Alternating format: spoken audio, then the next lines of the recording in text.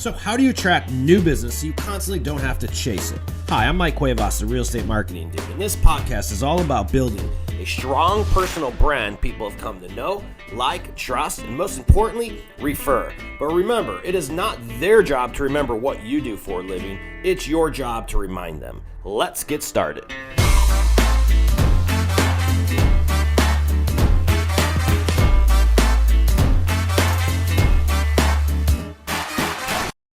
What's up, ladies and gentlemen? Welcome to another episode of the Real Estate Marketing Dude podcast.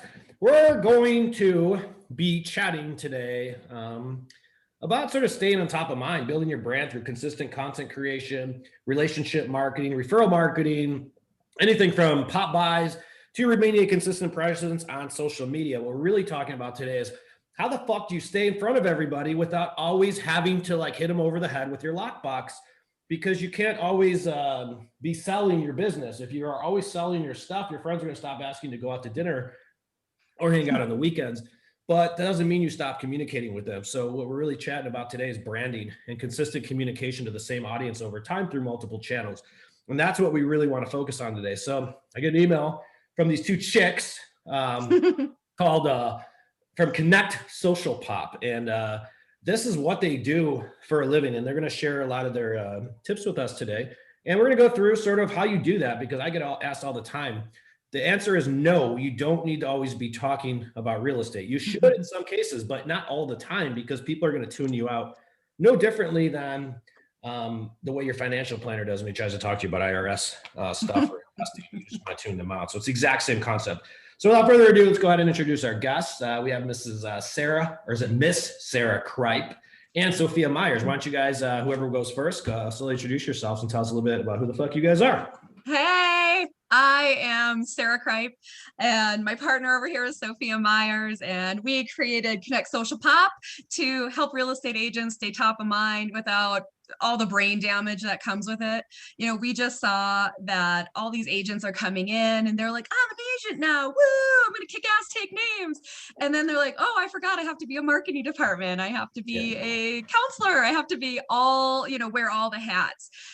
So we created this to help them take one of those hats off and make it simple, because you need it. You need it. You can't do all the things. Yep. Nice. Sarah or Sophia, I mean. Hello, I'm the other S on here. I'm Sophia. I've loved doing this. It's been a really fun project. We've been working with agents for a couple of years. What we found is, I don't even know how some of these agents can take their kids to school or take a shower in the same day. Sometimes it is just nonstop, go, go, go. So it's just a really fun and easy way to keep on top of your branding. I can't imagine doing all these listings or all these showings and then have to come home and think of a caption to put on something to talk about, something with real estate or something non-real estate even related, maybe a way to connect with your audience that's maybe just a national holiday or a way to reach out to them. So we want to find a really fun and simple solution that wasn't just a virtual, just social media, but also was pop-by. So you're actually going in person and seeing people. You also have an online presence where you have a website where people have all of your information on there. On these websites as well. They're really fascinating. You have the option to connect an MLS system if you want. You don't have to, but some of these MLSs, it allows people to save searches on your website, allows you to see and track what your clients are doing, maybe what types of homes that they're saving or whatever they're doing. So we like to kind of create multiple ways of people finding you, both online, in person, on social media, kind of, as you said, hitting them over the head in different ways, but top of mind. Actually, one of the things that we love in all of your episodes is you share about how it's the realtor's job to be remembered. And so our job is to help make that easier and to make that a little bit simpler. Well, most realtors will just, regardless of how new you are, people instantly start sending a bunch of content, messages, farming and or prospecting a bunch of strangers. But what we're going to chat about today is why you should really be farming your relationships over people you don't know. Main reason for that is because people that you don't know can't refer you business. That'd be like me sending you to a hotel I've never visited before or a restaurant I've never experienced before, any of that. That's just called shady. So how can you market your business to a bunch of strangers? Because the truth is that over 80% of business comes from the people we already know in life, not from a website, not from a Zillow, not from lead generation. It comes from the people, relationships we have. So you guys really just perfected hey, I just stay in front of people and keep reminding them, because biggest question we get is, and you guys know this if you're on the treadmill, how many people in the last 3 months did you log on to Facebook and they bought or sold without you? And you're like, what the fuck? Well, it's not their problem. It's not their problem to remember what you do for a living. It's your job to remind them to. So let's get into it. Let's start with social first. So social media, what type of content should agents be posting and why? Because I thought you should post just listed and just sold posts. Hell no, hell no. So what you're going to want to do with any sort of social media is, like you said before, it cannot be all real estate oriented. People get bored, people get pissy. They just start ignoring you. So we always use that 20-80 rule. 20% is only about business. 80% is all the other fun stuff, get to know you personally. I mean, you don't have to put all the personal stuff on there, of course, but just to engage interest. Sophia has a great way to talk about the top 3 things that you should be pointing out on social media or categories. Sophia, I'll let you take it. Yeah, absolutely. Sometimes when we start looking at our social media platforms, we get a little overwhelmed. Like, where do I even start? Do I want to do market updates? How do I want to be as a real estate agent on here? And so what we always suggest is narrowing it down to 3 things. If you like to do DIYs or you like to do neighborhood spotlights, whatever that is, pick 3 things to focus on. Let that be kind of what you're taking and roll with it. It makes it simpler for you. It makes it simpler for your audience. And then you're also going to get people who want to come back to your page to follow you over the things that you are already talking about. They know that you're always doing tour spotlights, then they're going to want to come back and say, hey, what's new in the neighborhood? What's going on? What do I want to learn about it? And then another really important feature, which is why we love what you do so much with the real estate marketing dude and dudettes, is that we want to see you on there. Videos are in a constant uptrend right now. And the only way to do that is by recording yourself, by having someone record you and putting yourself out there and saying, hey, this is who I am. I'm fun, I'm funky, and this is what we're all about. So it's kind of a combination between those two. And you still do want to look like an expert in your field, so we do have some posts on there that are real estate specific. That's maybe about closing or some interesting facts that you don't know, because you want to be an expert in your field. And you can always take from those and pull them and make them your own. But always those 3 topics are always a nice place to start. So let's put it in context. 3 different things. I could tell you guys from like video, what those could be, just to give you guys some examples. Maybe it's I like the businesses. That's always a good one. It gets a lot of shares on social. But I like neighborhood spotlights too. I like case studies. I like stories of people you serve versus the houses you sold. But that makes a lot of sense because a lot of people overthink the content creation. And we do like all kinds of videos. But people do usually gravitate towards 3 or 4 different types of videos based upon their strategy. So that's right on. What do you guys think? And here's the thing with video, you mentioned something important. You can't people, I just posted a video. Like, I hate when agents do listing videos, but they're not in the damn video. So I'm like, you just branded the damn house. You forgot to brand yourself and no one noticed your small little logo on the bottom. So talk to me about that and the importance of being in the video. Absolutely. Well, everything marketing, when people talk about marketing, what is marketing? It's marketing yourself. How do you do that? To get people to like you. How are they going to like you if they don't see your face and your mannerisms and how you talk? I grew up in North Dakota. So after I have usually a couple drinks, that accent comes out real thick. But anybody else that's in the area that hears that knows that, are like, are you from the Midwest? And all of a sudden, boom, there's a connection. Whether they're in the industry or not, I mean, they want to connect with you. So that is why video is so important, and putting your face on things, it draws people in, it makes them build trust, which that's marketing. Yep. Yeah. But what do you say when they're like, oh, well, I don't like the way I look. My face, I'm ugly. I'm fat. My face is made for radio. Like, if you have a client, do you just go in your house, like the client shows up, he's got $1 million to spend, and then you don't get out of your fucking car because you think you're too fat? Right. Yeah. Well, that's exactly. They're still going to see you at some point. You're not going to be able to do the entire transaction without them seeing you, So it might as well go out there and have a lot of fun doing it, Let's actually flip the script. I would rather, what do you think pisses people off more? Who you really are, or when you show up and your glamour shots on the website or the business card that they had, and then they don't know who the fuck that is. Like, who the fuck is this chick? Like, dude, I didn't hire that motherfucker. Like, who the fuck is that? People are like, what the hell is going on? Right. So but look, if you're an agent with a headshot from 10 years ago, you are that person. People and content creation is just more impactful. And you're just talking about different ways. Like, Facebook started out with just text, then it went to images. Now it's in video, and all the platforms are there just because the way we communicate online has changed. Video is still the most impactful. That's why it works. It's the one that people remember the most. A video is more effective than a text. It is. Absolutely. It's building trust. You're looking good. And, whether you think you're ugly or not, it doesn't matter. I mean, you are the face of your business, especially in real estate.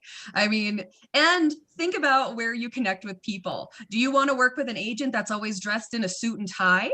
Like, is that the person? Because some people, yes. Yeah. Or do you want to meet with somebody in a blazer or in a t-shirt with cowboy boots? It doesn't matter who you are or where you're at. You're going to connect with the same people that you should be working with anyway. If you prefer some gal that rides a horse with a t-shirt and cowboy boots on, and then you're looking at a real estate agent that has a suit and tie, probably not the best fit. Or Yeah. somebody that's dropping the F-bomb and that offends you, probably not a good fit. It's all about that. So it's a little bit of a pre-scan to see who you are lining up with in business.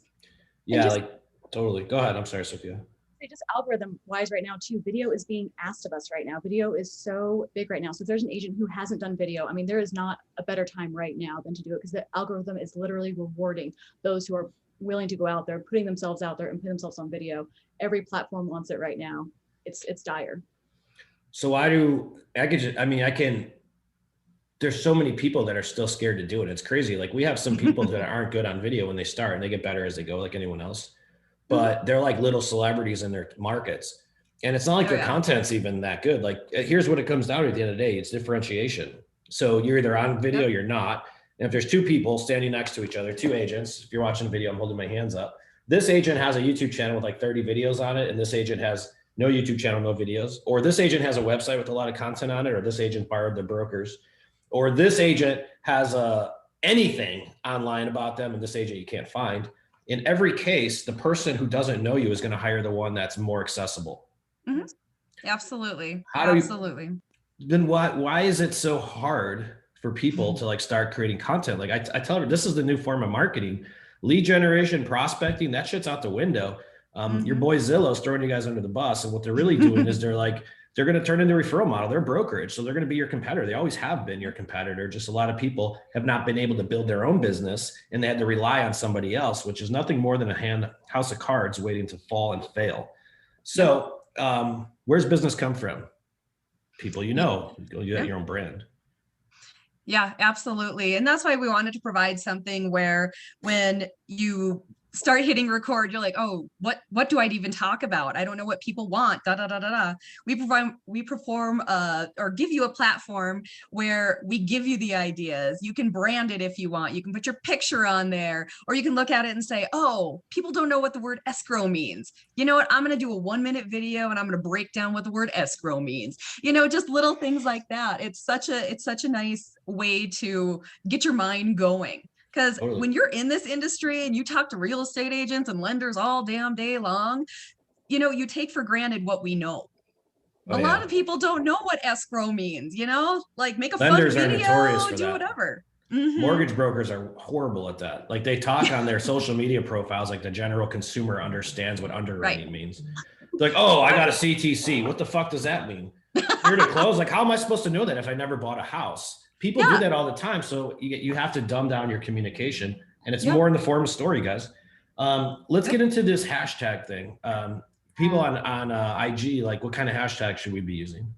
Yeah, so hashtags are just phenomenal. It's one of the top ways to be found, especially on Instagram, but also on Twitter, on Facebook now is really taking hold of it. And you want to look at a couple different things. If you don't have your own hashtag as an agent, get one today. Start one today. Share it with all your friends. Share it with your clients.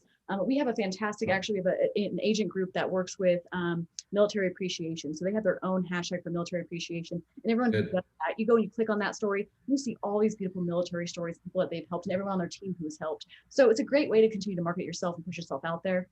Some other hashtags you should be taking a look at. If you are connected with your brokerage, definitely use your brokerage hashtag on there. People find you that way.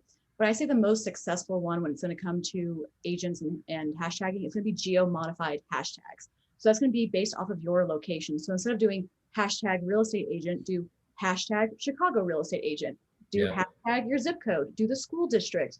If there's a really big popular street, do that street on there. Do things where people are going to find you and you're going to be more in your niche or in the area that you want to farm in. That's really what you want to look for. You can do that in stories, you can do that in reels and videos, on your posts, you can do them anywhere. It's what's so funny is you always hear location with real estate, but it's the same way on social media. You those locations and start farming your areas of where you're most known for, especially if you are doing some of those videos on tips or sharing about neighborhood spotlights. You want people to be able to find you easily. And what's the cadence? Like how often do I have to post? That's a question we always get, isn't it? What's just too much? Which is not enough? How many people actually see your content? Walk them through algorithm and how that all works. Absolutely, absolutely. And we have a little bit of a different philosophy here with Connect Social Pop, and we do believe, so I can give you all the great statistics on you need to post every day, you need to post on your story 10 times a day, you need to do all these different things. But at the end of the day, what we found to be most successful is consistency. So if consistency for you is 3 times a week, do it 3 times a week. If consistency for you is every morning, do it every morning. All of these social media platforms, what they want more than you posting is your consistency. And if they start finding the pattern and the rhythm that you're doing, they're going to reward you at those times when you're posting. So whatever that is, get a routine down for yourself, put it in your calendar, and just get that routine going, because that's what they really want to see is consistency. Is there any penalty with pre-scheduling posts for someone that doesn't have time? Should they schedule posts? Is that a good idea? And how do you go about doing that? Yeah, great question. We've seen every which direction. We've seen people who've done really well with it. We've seen people who haven't done as well with it on those realms. What we've seen most importantly is that all these platforms are very selfish. They want you all to themselves. So if you are posting on Instagram and then you're sharing to Facebook, they don't love that as much. They want you to go on that platform and post directly. You're going to get a little bit better on there. But we've also seen some great stuff with scheduling. We do use Canva for a lot of our templates, and on Canva, they have a scheduling app on there where you can go ahead and schedule out all your posts for the month. We haven't seen a huge hit on them. More importantly, it's following up on those posts. So once that post gets scheduled out and you have someone commenting on it, go back and comment on those posts. Even if that's a day later, that's still great for the algorithm. Make sure you're going and you're being a part of the community. All of these platforms want to create a like-minded community with whatever community that you're creating. So if you're going back on there and you're loving people's stuff that they comment and giving a funny, silly comment back or doing a fun gift back, that's what they want to see. They want to see that you're interacting with their community and building up their platform. What about like third-party posting tools? A lot of people like to take shortcuts and use like a third party that could hit all of them in one press. Is that a good idea? Typically, no. Can you do it to save time? Absolutely. Is it going to be a huge hurt to your platform? We don't see it to be anything completely major or catastrophic, but is it recommended to do individual posting? Yes, definitely. Yeah. Nice. Nice. Let me let's get offline a little bit. Yeah. Because you guys also do this thing with Popeyes. It's pretty cool. And like people, you can't just be on social. Like social is part of the equation. So Right. like our whole thing is multiple channels be everywhere all the time. So like we'll run people's ads on social. We'll run what the videos will do if they want us to. So we'll run the ads, but that social media is just one platform. Yeah. We also we video email their videos to their database. So they're hitting them through email. And then we also like direct mailing their database once a month so that we're hitting them through print as well. Walk me through the omnipresence importance so that people like get this, because it's not like, yes, you could have a really good career on social, but like Facebook users are going down. Like I know I'm not on it as much as I used to be. And that's not like, you see the engagements way down on Facebook. 4 years ago, I used to get 5,000 views in an organic video. Now if I get like 400 or 500, I'm like, great. And we create a lot of content, but the whole overall reach has gone down. I think people are moving more to either IG or TikTok or some of these other channels. And for whatever reason, people are pissed off at Facebook for many reasons, but where is it going? Because it's not just about social. Like you can't just do Facebook. So let's walk through the multitude of everything. Get your guys' take on that.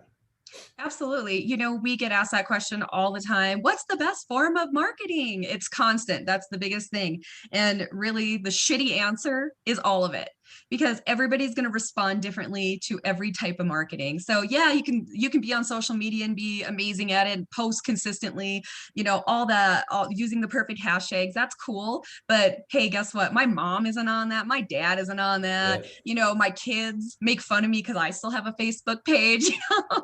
It's, not that anybody's selling my 16-year-old a house or anything, but this is where the new generation is going. So I think what a lot of people really really miss out on is kind of the old school methods of, hey, you need to send something in the mail. When you meet with somebody or talk to somebody, you're going to need to send a thank you card. You're going to need to do that sort of thing.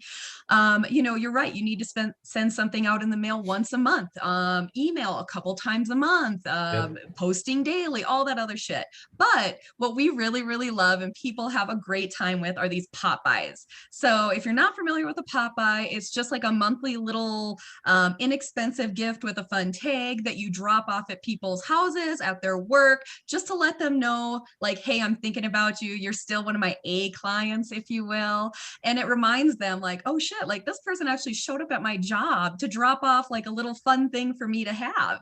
And I'm at the top of their list. So that's going to make them remember them, of course, and refer the shit out of them. Yeah. And it's physical, right? Yeah. It is. So it like you is. can't, people like think about how we communicate, you guys. It's like, I always tell direct mail is still my number one. I love direct mail because you get 100% receivership rate. The problem is it's expensive. Yep. Whereas social doesn't cost you anything just to post on your Facebook page or whatever, but direct mail will, you got to pay print if you're going to use it, but it'll also be the smallest list or audience that you'll ever broadcast to or send content to. But don't forget the interchangeability of it. Like everyone gets it. You can't say that. Not everyone's gonna see your post, not everyone's gonna get your email, not everyone's gonna see any bit of communication you outbound besides direct mail. And whether they throw your Popeye in the trash or it's a seed packet or whatever the hell it is, or a flag from 4th of July, they still took acknowledgement of your existence. And that's very powerful for branding. Absolutely. And you know what? They're seeing your face. And that's when you get to kind of BS with people, even if you're just bebopping by their work or their house. And what we see a lot are the clients that receive these is they're going, oh my God, my agent just stopped by and dropped off this cute root beer float packet or whatever it might be. And they're like, oh my God, and they're posting that on social media. They're tagging their agent. They're tagging all the stuff, which is fantastic. So that helps the agent in a bazillion different ways. Because if somebody asks that person, hey, who do I use? I'm looking at selling my house. It's worth $1 bazillion. They're going to say, oh my God, I have the best agent. They keep in contact with me every month and I actually see their face, or they have an assistant drop by, whatever, and they've thought of me every single month. And that is something when people are talking about, well, how often, like quarterly, or do I send something out like a pie at Thanksgiving? Yeah, you can do that. But again, consistency. If you're hitting these people every single month, I mean, that speaks volumes and people remember. And then they're keeping the little funny tags. And, that's one thing we do with Connect Social Pop is we provide you with a tag every single month. We come up with what your pop buy is. We come up with the saying. We have links to Amazon to buy the actual products. We have cheap products. We have expensive products. It just depends on what you want your budget to be. And you don't have to go crazy. Some people think, oh God, I have to get a plant and a planter and all this shit. And you do not have to. Like you said, you can drop by a seed packet, like planting a seed, blah, blah, blah, and come up with some stupid thing to say. But hey, you did it. You actually stopped by. And you're right. It's not even about the gift or the little give that you're giving them. It's nothing about that. Same with social media, same with direct mail. It really doesn't totally matter what you're saying. You have to just be out there. So are you girl ladies married? We're both married. Okay. Yeah. So when your husband, what would you rather have? Let's put it a different way. Let's get out of real estate. What would you rather have? A note on the kitchen counter before your husband leaves, letting you know about a special night he planned out for you, signed by him in a surprise TBD, or would you rather have a new vacuum cleaner? Oh, option one all day. I don't mean vacuum cleaner. Let's get a better gift. It could be a freaking necklace. It could be a ring. Right. Sometimes it's the thought that counts, that people really care. So it's not the cost of the gift. Right. You don't have to buy someone a freaking $500 purse to get their appreciation. You just need to make her show that you care. It's, that's so true. I'm glad you bring that up. This morning I went outside and I'm watering the flowers, and I go to the big flower beds and I'm watering them, and I look down, I see 2 little garden gnomes that were not there yesterday, and they're naked garden gnomes, like laying there, and the boobs are out and the penis is out, and I'm like, what? And my husband bought them online and just put them in my little flower garden and didn't say a word. And so I just kind of came across them. I'm like, oh, look at that. He thought of me. But that's the same reality as what a pop buy is. They thought of me. Most agents like don't keep it. It's like 80% of home buyers forget their agent's name in like 6 months. And we try to tell people every day is that you don't, like, you sell someone a house, congratulations. Like, Yeah. you spike the football when you sell them their third house or generate their 10th referral from that same client.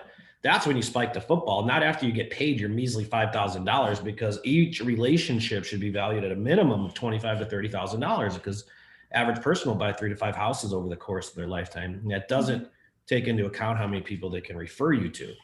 Right. So you don't need a large audience either. That's what people are most surprised of when they really start just farming their database with content, which is what we're talking about, through multiple channels, because every single one of them have the ability to refer you a deal.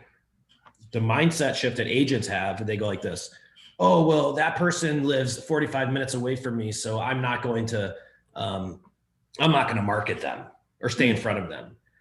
That's so short-sighted. That person has family and friends in your market. You don't market and stay in front of your peeps for their direct business. It's nice when you get it. You do it for their fucking referrals. And then you get their direct business as a byproduct of that. If you switch your mindset and you start marketing for referrals, it's different. You stop thinking about what you're sending and you start thinking about why you're sending it, because it's all about, hey, help send me business. You have to become more referable. How do you answer agents? I'm not a brand. I'm a fucking person. I'm not a brand. I can't market myself. That's annoying. That's what everyone says. Who do they hire? When they start saying shit like that, we start, everybody has something special about them. I don't mean be generic over here, but really, I mean, when you start digging down and saying, oh, you were in the military, or, oh, you were a single mom that was doing it all yourself for years, blah, blah, blah, blah, blah. Every life experience that you've went through is a different way to market yourself. Do you want to be the divorce or the divorce real estate agent? Shit, maybe. You don't have to be, but you could be. It's all these different little niches that you can get into that people don't realize. Like, oh, I play softball, or I do baseball every Thursday afternoon, or whatever it might be. Guess what? Those are all niches of categories that you can totally market to. We had a guy branding his strategy yesterday for video strategy. And he's probably listening to the show, so hope you don't mind me giving this example, but it's clearly explicitly stated I can use you as an example anytime I want. But so excuse me. So he's into golf. Okay, he's into golf. That's what he does. He's in the Winston-Salem area, and we had to come up with a video show. So I like to build a show for people, and the show becomes their excuse to tell people what the fuck they do for a living, but they have to do it in their way. So I know he's into golf. All right. I also know that he raises funds. Fundraisers. He helps people who are less fortunate. So he's a good guy. I also know that he shares a story about how he used to be an alcoholic and he came over it. Every single one of those were represented by one word. It was called drive. The name of his market, the geographic area, is called Triad. So we ended up coming up with a show called Driving Triad. Wow. And now he could talk about the 3 things like you mentioned. And his 3 things are going to be golf tours, because that's what he likes to do, where all his business comes from. Fundraiser activities, food drives, fundraiser drives, and then the community, because it's very spread out. So he has a drive to each different location, and the Triad is in 3 different cities. So we already have his branding strategy. The point being is that he'll never run out of things to say, but each time he'll be saying it in his way, because he's created an excuse and a strategy to go out there and remind people of his story and whom he is. And best part about it, he's excited about doing it. So you have to dial in your brand. Yes. And know how you communicate, because you can't just check a box off it, right? You can't just be like, oh, you can't borrow someone else's. Yeah. That's what most agents do with their brokerage. That's why it falls on deaf ears. Mm-hmm. So how does someone identify? What should I talk about? Well, yeah, I'm a mom. I'm a dad. I'm a dude. What do you pick? That's the hardest part people have. When we meet with them, it's the same thing. So how do you guys overcome that? Yeah, so it's really digging down. What do you like? Like, I can look down and say, what do I like to do? Well, I like to drink a lot of wine. Okay. And this isn't like, oh, I'm a housewife and I drink wine to cool down at the end of the night. Like, I love wine. What do I eat with wine? What do I do? I cook with wine. Usually, I'm drinking it, I'm pouring it in as I'm, doing all that stuff. So it's, what are your interests? What do you like to do? What did you want to be when you were growing up? Where did you excel in high school? You know, there's all these other things of what are your interests? What do you like to do? You know, you can dig deeper. I like that. Let's take the wine thing. Let's give some examples. So let's do wine thing. So like here could be some like content posts. Yeah. maybe if you like wine, you have 2 bottles of wine in your post, and one is a boxed wine, and then one is a $40 bottle. Yeah. Well, selling your house with a flat fee brokerage is like drinking this boxed wine. And the other one, see what I mean? I could use wine as a comparison. Yep. Love that. Yep. So like there's so many different ways you guys can go ahead and do it, but she's right. You pick your interest and just create content around it, because it's just an analogy. Yes. Right. And to make it fun, like you said, like you shouldn't hate what you're doing, or like, oh shit, I have to do another post, or oh, I have to think of something new, or whatever it might be. Like you should have, I don't know, some personality about it. Totally. Yeah. You have to, otherwise it just doesn't work. You can't create content to check a box. You have to create content that creates impact. Yes. And that people actually like will respond to. That's why you ever notice when people post just listed, just sold, it's like the only people commenting are like the mortgage broker trying to get their business, the title rep who wants them to close at their office, and then the EXP broker who's trying to recruit them. Oh, yeah. Or the other broker absolutely. trying to recruit them. It never fails. Well, that's because you're only speaking to those people. Yep. Yeah. Yeah. And, you know, the only contrary to that is if they are doing the videos, if they're doing all the things that we've all suggested here today, and they do a just listed or a just sold, and then they have a ton of people commenting and stuff like that, because they've built their brand on not just generic stuff, on not just video, on not just one thing or the other. They've hit them from every angle, from showing up at their work and dropping by a pop-by, to direct mail, to social media, to doing all that stuff. That's when all of the engagement happens, when you're doing it right, doing all the things. What if you're like a mom, and instead of like getting in front of a whiteboard and telling me about closing costs, why don't you teach your kid about closing costs and dumb it down so much that even he understands? And at the end of that, you could be like, see, that was so simple, even a 5-year-old can understand it. If you really want a simpler way of doing real estate, why don't you reach out to me and I'll make it easy on you? Something like that. Like you could sell your stuff as long as you do it through your authentic voice and your brand. No one will care. Right. It's when they feel like you're got a used car salesman, like personality type attitude in your slick suit, that people are like, oh, that's sort of gross. Right, right. And, you know, you can put the different spins on it. Like, you know, we always talk about, oh, what does escrow mean? So we have a client right now and she's bilingual. So she speaks English and Spanish. So we were having a meeting with her and I said, well, how do you say escrow in Spanish? She goes, escrow. But it's, hilarious. You know, I was like, well, that backfired. That could be the whole damn video. Exactly. So today I'm going to teach you how to say escrow in Spanish. Yeah. Escrow with her beautiful accent. With the R, the rolling R. That's funny. That could be it. That's the video right there. That's it. And that is one of her 3 things, is she's a bilingual real estate agent. So that's awesome. Sense. And that's how it niches down a little bit. Totally. She could just literally go through real estate terminology, English and Espanol. I like that. That's good. Any other closing thoughts you guys want to mention on it? Did we cover it all? Anything else that you think that our users or listeners can benefit from here? Well, you know, we've covered social media, and then we've covered pop buys and direct mail and all that other stuff. Sophia, do you want to talk about the importance of a website? Yeah, sure. Let's talk a little bit about that. And Mike, I think you touched on it earlier too. If you're looking at 2 different real estate agents up here, as I'm holding up my 2 fists, and one is looking way more professional online than the other one, you're probably going to go with the one that's more professional. I mean, a lot of these home buying stuff, this is some of the biggest, you know, events that are going on in people's lives. You want somebody you can really, really trust. So having an online website, what we found is sometimes that agents will get a website, but it's an all do it yourself. And then they never end up building it, right? Or you don't want to learn the technology behind it because you have all these other things you get to do for all these real estate homes, right? So these websites are really nice. It gets you more professional. It's not just your social media platforms. It's a whole new way to have, it's almost like a little online resume. It's all about you. It has your bio. It's not from Zillow. It's not anywhere else. And as I said, we can connect MLS services to it, which is fantastic. They update every 3 minutes. They're amazing. But even more so than that, which I think works directly into all these different social media platforms and hitting them from all angles, is that we have a spot on there for testimonials. And this is not just to put your testimonials on there, but where you want them to review you. Do you want them to leave it on Facebook or on your Google page or on your Zillow page or on your realtor.com page, wherever you want it? We're going to keep asking for those testimonials over and over and over again, because we found, number one, of course, it's a referral-based business, but they want to see new referrals. They want to see fresh referrals. They want to see it regularly. And Google's also starting to index all of these testimonials as well. So we kind of have that main spot where it's a quick link. You can send someone a quick link. They have access to every one of your review channels to make sure that you're seen at the top. Yeah, no one goes to your website to look for properties for sale. And if they do, like, they're just stumbling there, but they're not like, I don't know. I just don't get it. Like, I'm going to go to Zillow for that. Like, why are we going to even try to compete against Zillow in that sense? Like, this is a multi-billion-dollar company. Like, trust me, their UI on their website is very nice for a reason, because so you're not going to compete against it. Where you will compete is through personal relationship.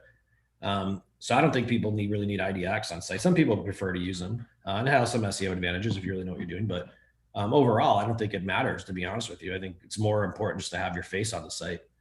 Video on it, demonstrating you're likable more than anything, I think. Yeah. And a centralized place to know. I mean, on the centralized place, you have all your social media platforms connected. You have all of your phone number and your most up-to-date email address on there. So you have just one spot online where you know that everything is going to be congruent with your entire brand, which is important. So, yeah, I agree. I think you have to have a website if you have any online presence, but like, you always have to link back to your site too, regardless of what you guys are doing. Hey, visit my site. Like, it's your business card today. Online business card. That's exactly what we call it, actually. That's so funny. We're in sync. It's called ESP. Well, I appreciate the tips today. I think, if you guys have any more questions or whatnot, what I'm going to do is let these ladies tell you how to find them. But why don't you guys go ahead and do that? Yeah, absolutely. You can find us all online, connectsocialpop.com, exactly as it sounds. If you also want a free 7-day trial, which is really cool, you can just type in the word dude, because obviously this is the best show ever to get your real estate marketing. You just type in the word dude, you can get a free 7-day trial to make sure it's going to work for you, make sure it's going to serve you, serve your platforms. That's the best way to find us, connectsocialpop.com. Cool. Well, we appreciate you guys and appreciate your insight. We appreciate you guys listening to another episode of the Real Estate Marketing Dude podcast. If you need any help creating and building your brand, specifically with video, let us script, edit, and distribute your content for you. It's only one way you really stand out, and that's through your personal brand in this business. Because the truth is, you guys are all selling the same fucking MLS listings that everybody else is. And the only thing that they remember versus your competition is how you do business, not what you do. So that's what we'd like to help you with. You can visit us at realestatemarketingdude.com, realestatemarketingdude.com. And ladies, we appreciate you guys. Thanks for coming on and thank you for listening. Connect with us on social, Facebook, YouTube. I'll eventually get my TikTok going. But until then, find me on the main channels, YouTube, IG, and Facebook. And visit our website, www.realestatemarketingdude.com. We will see you guys next week's episode. Have a good day. Thank you for watching another episode of the Real Estate Marketing Dude podcast. If you need help with video or finding out what your brand is, visit our website at www.realestatemarketingdude.com. We make branding and video content creation simple and do everything for you. So if you have any additional questions, visit the site, download the training, and then schedule time to speak with a dude and get you rolling in your local marketplace. Thanks for watching another episode of the podcast. We'll see you next time.